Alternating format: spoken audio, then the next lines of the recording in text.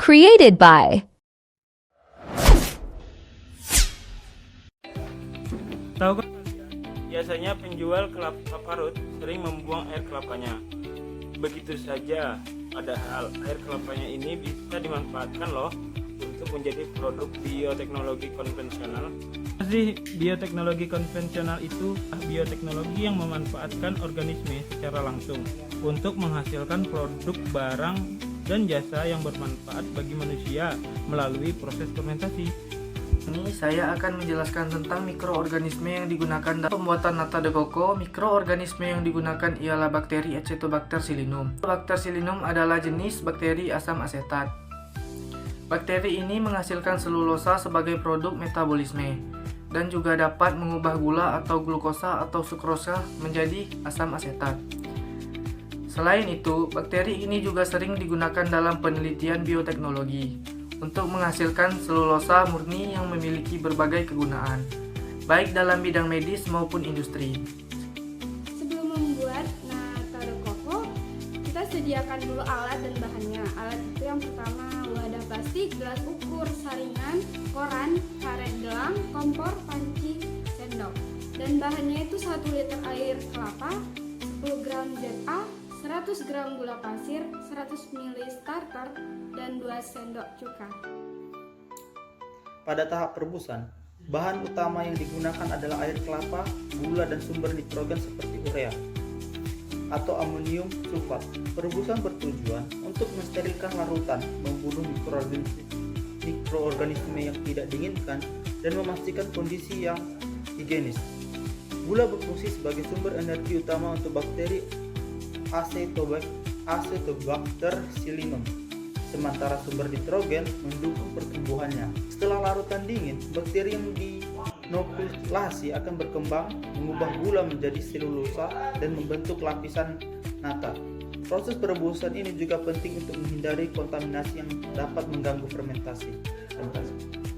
Setelah air kelapa mendingin, pindahkan ke dalam wadah plastik, lalu tambahkan 2 sendok makan asam cuka, lalu aduk hingga merata. Kemudian tambahkan ZA sebanyak 10 gram, aduk hingga benar-benar larut. ZA merupakan sumber nitrogen.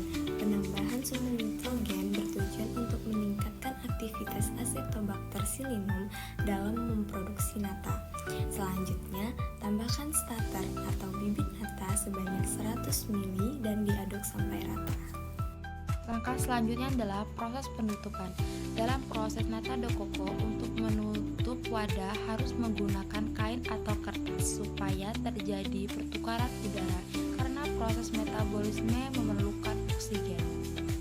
Di sini kami menggunakan kertas atau koran. Kemudian kita siapkan koran untuk menutup bagian atas plastik atau wadah nata de coco menggunakan koran dan diikat menggunakan karet gelang atau karet calup.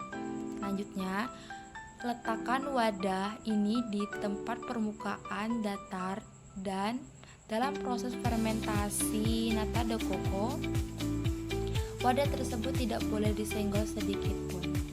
Proses fermentasi pada nata de coco berlangsung selama 11 hari, yang dimana pada hari ketiga sudah mulai terbentuknya lapisan tipis di atas permukaan substrat.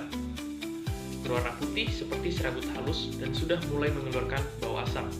Dari hari ke hari, lapisan ini akan semakin menebal, yang dimana kita dapat mengamatinya dari hari ke-4 hingga hari ke-11.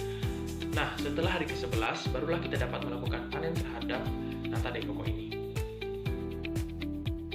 Di sini saya akan menjelaskan sedikit tentang enzim-enzim apa saja yang berperan pada pembuatan nata de coco sebagai berikut.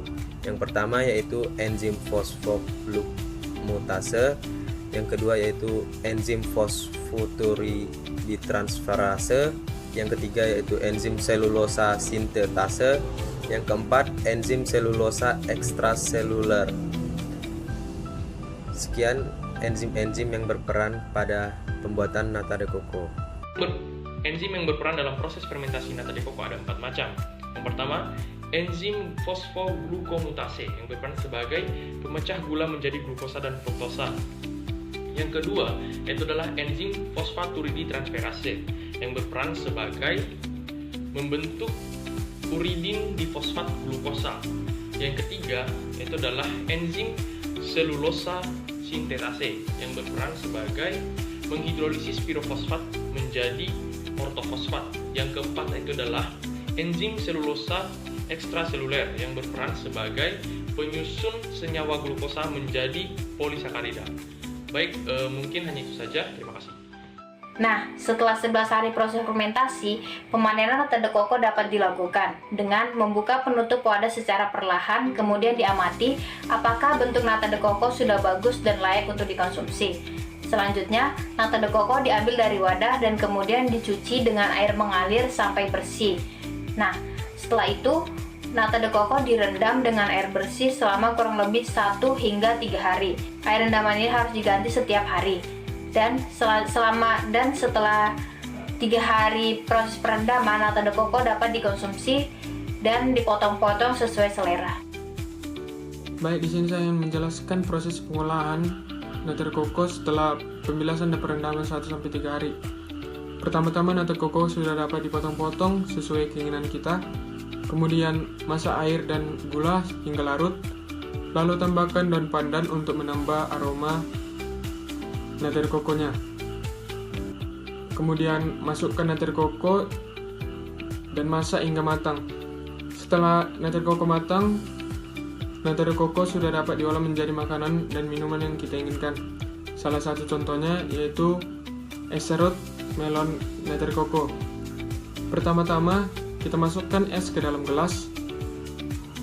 Kemudian masukkan nata de coco dan serutan melon dan tambahkan biji selasi. Lalu tuangkan sirup melon ke atasnya. Baik, sekian penjelasan saya tentang proses pengolahan nata de coco setelah pembilasan dan perendaman 1-3 hari. Terima kasih.